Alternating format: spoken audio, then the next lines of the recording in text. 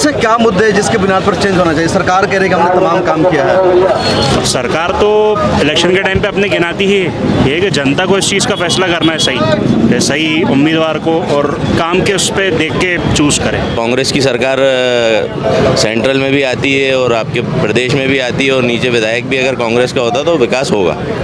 गुंडागर्दी का माहौल बना हुआ है यहाँ पर। किसने गुंडागर्दी बना रखा है? भाजपा के लोगों ने। भाजपा के लोगों ने गुंडागर्दी बना के रखी पूरी, अधिकारियों पे, कर्मचारियों पे, सब पे गुंडागर्दी है उनकी। 25% के आसपास टोटल वोटिंग में से 25% वोट नॉन मुस्लिम्स का उनको मिलता, तो उनको सारे ही समाज के लोग पसंद करते हैं और हमेशा जिला के विधानसभा के अंदर अपनी आवाज़ बनाते हैं। चेंजिंग हो रही है, कौन लोग कर रहे हैं? जितने भी दलाल लोग पकड़े गए जो पाकिस्तान को, बांग्लादेश को, चाइना को करते थे, वो कितने भाजपा ही निकले ना।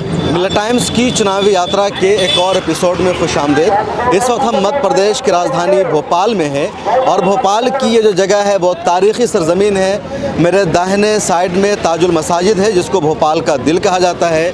इधर यहाँ पर कॉफ़ी हाउस है जहाँ बड़ी तादाद में लोग देर रात तक आते हैं, चाय पीते हैं। भोपाल की एक और पहचान और शनाख्त ये है कि यहाँ पूरी रात लोग जगते हैं। कॉफ़ी हाउस में, चाय खानों में भीड़ होती है, टहलने का माहौल होता है।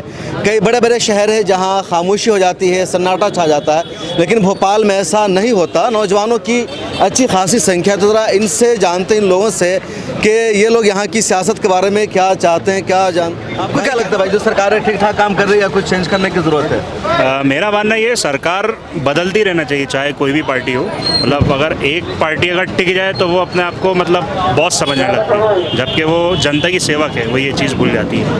तो मेरा ये मानना है गवर्नमेंट चेंज होती रहनी चाहिए, सरकारें हर 5 साल पे। हाँ, मतलब 5-10 साल में काम के बेसिस पे। अक्सर क्या उसको कम्युनिटी के हिसाब से वो करते हैं कि ये जीता वो जीता, लेकिन ये है कि चेंज होती रहनी चाहिए डेवलपमेंट के बेसिस पे। अच्छा, ऐसे क्या मुद्दे हैं जिसके बुनियाद पर चेंज होना चाहिए? सरकार कह रही है कि हमने तमाम काम किया है। सरकार तो इलेक्शन के टाइम पे अपने गिनाती ही है कि जनता को इस चीज़ का फैसला करना है सही उम्मीदवार को, और काम के उस पर देख के चूज़ करें।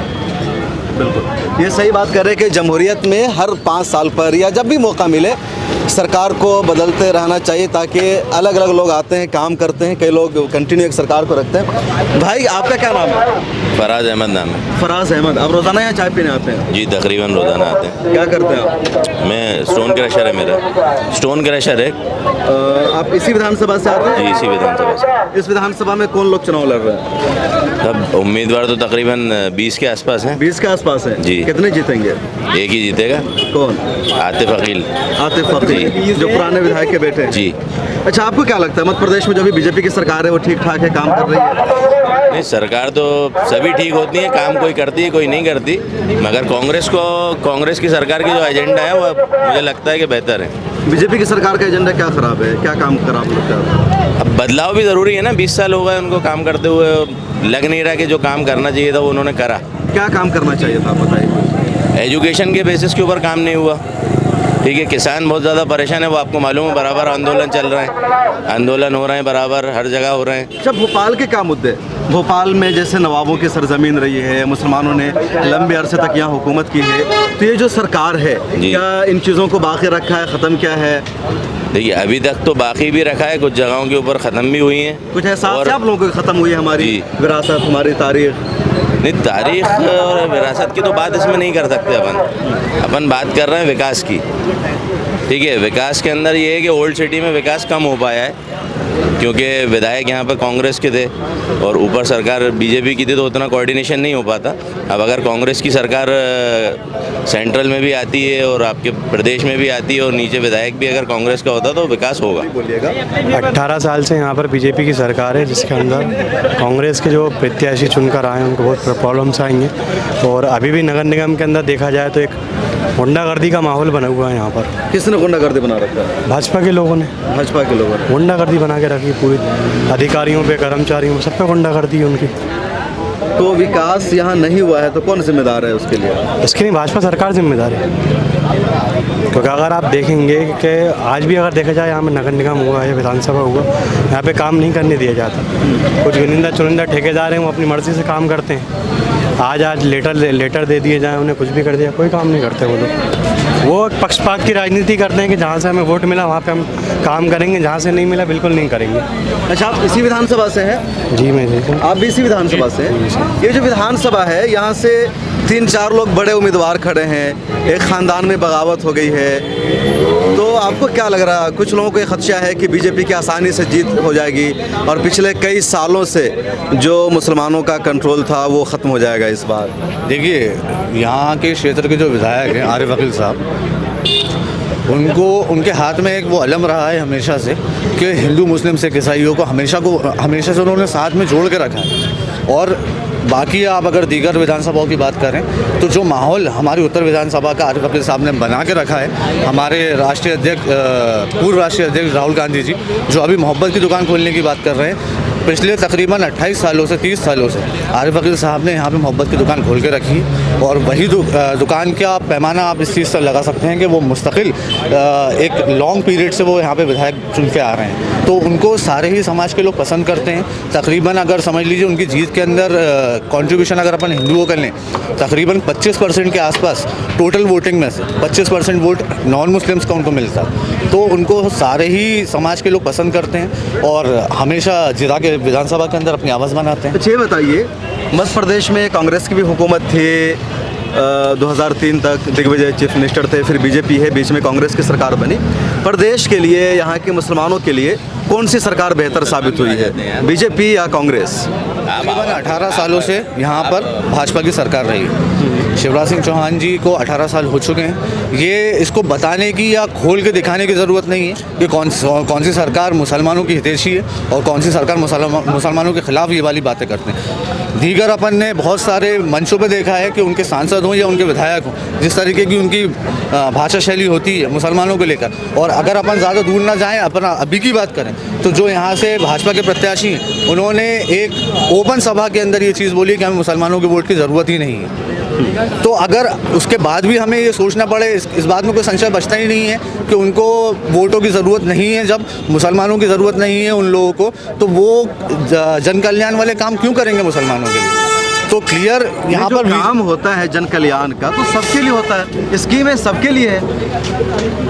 देखिए, जहाँ पे सरकार होती है वहाँ पे कहीं ना कहीं पक्षपात वाले मामले होते हैं। अगर मैं कांग्रेस को बिलोंग करता हूँ तो वो जो योजनाएं हैं सरकार की, वो मुझे मिलने में मतलब काफ़ी आसानी होती है, नहीं काफ़ी अड़चनें आएंगी। अच्छा, हाँ, क्योंकि अगर सरकार मेरी नहीं है, मेरी शिकायत तो कांग्रेस के एमपीज भी करते हैं कि कांग्रेस के एमपी एम्स को लेटर लिखते हैं, डॉक्टर नहीं सुनते हैं। बीजेपी का कोई छोटा लीडर भी लेटर लिखता है, उसका असर होता है। देखिए, ये तो मतलब समझने वाली बात है कि अगर जिसकी सरकार होती है उनके लोगों को थोड़े बहुत फायदे एक्स्ट्रा मिलते हैं। सही कह रहे हैं भाई जी, बिल्कुल सही कह रहे हैं।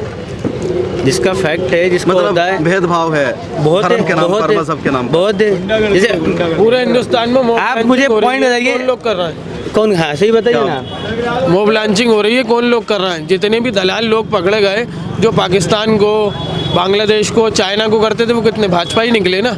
आप उनका नाम प्रेस में क्यों नहीं उछालते? अगर एक मुस्लिम निकलता है, आप एक मुस्लिम निकलता है तो एक मुस्लिम निकलता है तो उसको मुद्दा बना लिया जाता है। जो भाजपा ही निकलते हैं उनका नाम नहीं लिया जाता। कौन नहीं लेता उनका नाम? पूरी प्रेस मीडिया नहीं लेती। इंदौर के अंदर जो फिलहाल के अंदर अभी एक आम सभा हुई, उसके अंदर मुस्लिम जितनी भी जगहें थी, मस्जिदें थी या जो अदर कम्युनिटीज़ की जगहें थी, जैसे चर्च थे, उनके ऊपर सूअर का गोश्त फेंका गया। शायद आपने पढ़ा होगा या सुना हो। उनमें जितने भी लोग पकड़ाए वो A to Z यंग और हिंदू थे। उनके घर नहीं तोड़े गए, उन पे NSA नहीं लगाई गई, उन पे देशद्रोह का काम नहीं हुआ, उन पे टाइटा नहीं लगा, उनके घर पे बुलडोजर नहीं चला। अगर एक मुस्लिम 25 आर्म साइड, एक छोटी सी धारा होती है, 25 आर्म साइड लगती है उसके ऊपर, तो उसका घर तोड़ दिया जाता है। तो ये पक्षपात की राजनीति नहीं है तो क्या है? ये बताइए कि आपके इलाके में एजुकेशन पर कितना काम हुआ, हेल्थ पर कितना काम हुआ? क्या स्कूल कायम हुआ, कॉलेज कायम हुआ आपके यहाँ? देखिए, पिछले काफ़ी टाइम से कोई भी नया कोई स्कूल कायम नहीं हुआ। कितने काफ़ी टाइम से? 15-20 साल से तो नहीं हुआ मेरी नज़र में। जब से मैं उस चीज़ को देख रहा हूँ, जब से मेरी नज़र में तो कोई नया स्कूल कायम नहीं हुआ। और अगर जो हैं उनमें फैसिलिटीज़ नहीं है। अगर फैसिलिटीज़ हों और सही टीचर्स हों, सही एजुकेशन हो, तो इंसान प्राइवेट स्कूल में क्यों पढ़ाएगा? 1 लाख रुपए फीस देगा साल की, क्यों देगा? क्योंकि आपके गवर्नमेंट स्कूल के अंदर उतनी एजुकेशन ही नहीं मिल पा रही, उतनी फैसिलिटीज़ नहीं मिल पा रही, उतना एक्सपोजर नहीं मिल पा रहा बच्चे को। ठीक है, आप उसके लोगों ने बाद मांग की सरकार से कि आपके यहाँ स्कूल नहीं है, कॉलेजेस नहीं है, स्कूल बने। नहीं, मैं तो आपसे बात कर रहा हूँ तो मैं तो आपसे बोलूँगा कि आप मेरी बात पहुँचाएं। मेरी बात कौन पहुँचाएगा? मेरी बात पहुँचाने वाले तो आप ही हैं। बिल्कुल। तो आप अगर आज मैं आपसे बात कर रहा हूँ तो आप मेरी बात पहुँचाइए कि हमारे इलाके में नहीं, हमारे पूरे शहर के अंदर स्कूल होना चाहिए। स्कूल के अंदर बेसिक जो एक फैसिलिटी होना चाहिए बच्चों के लिए, जो होना चाहिए वो नहीं है। हालात स्कूल के अगर आप जाके देखेंगे तो उनकी आपको लगेगा कि हाँ ये स्कूल है ही नहीं। ठीक है, पहली चीज़ तो ये हो गई। दूसरी चीज़, स्टैंडर्ड ऑफ एजुकेशन जो वहाँ पर है वो उस लेवल पे नहीं है जैसा होना चाहिए। जैसा आज अगर दिल्ली में स्कूल्स खोले हैं, केजरीवाल ने खोले हैं स्कूल्स, DPS के लेवल के स्कूल्स हैं, वो हमारे यहाँ क्यों नहीं हो सकते? क्यों नहीं हो सकते? आपको क्या क्यों लगता नहीं है? नहीं, क्यों हो नहीं सकते? है? बिल्कुल। तो आपको क्या लगता है अगर सरकार बदलेगी, विकास पर, एजुकेशन का काम होगा, हेल्थ पर काम होगा? बिल्कुल होगा। अभी राहुल गांधी का मैंने बयान सुना है कि बेसिक 1 to 12 मतलब KG to 12 तक की वो एजुकेशन फ्री करेंगे, तो इससे बिल्कुल फ़ायदा होगा। आपको क्या लगता है? अभी आप बता रहे थे ऑफ द कैमरा कि आपने MSc क्या हुआ, आपको पता है। मुझे ये जानने में दिलचस्पी होगी। जब एजुकेशन होगा तो जितने भी इलिटरेट लोग हैं जो सारी गलत चीज़ें करते हैं जिससे माहौल ख़राब भी होता है, वो ऑलरेडी ऑटोमेटिक खुद ही ख़त्म हो जाएगी। तो ये भोपाल के युवा है जिनका कहना है कि मुसलमानों को जानबूझकर टारगेट किया जाता है, बदनाम किया जाता है, लेकिन दूसरों के साथ ऐसा नहीं होता है और ये सच्चाई है, लगातार देखने में आ रहा है। और इसीलिए मिल्लत टाइम्स सच्चाई आपको दिखाता है, उन तमाम इश्यूज़ को जिसे मेन स्ट्रीम मीडिया, गोदी मीडिया नहीं दिखाती है, मिल्लत टाइम्स आप तक पहुँचाने की कोशिश करता है। कैमरामैन तमन्ना के साथ शम्स तबरेज़ कासमी, मिल्लत टाइम्स।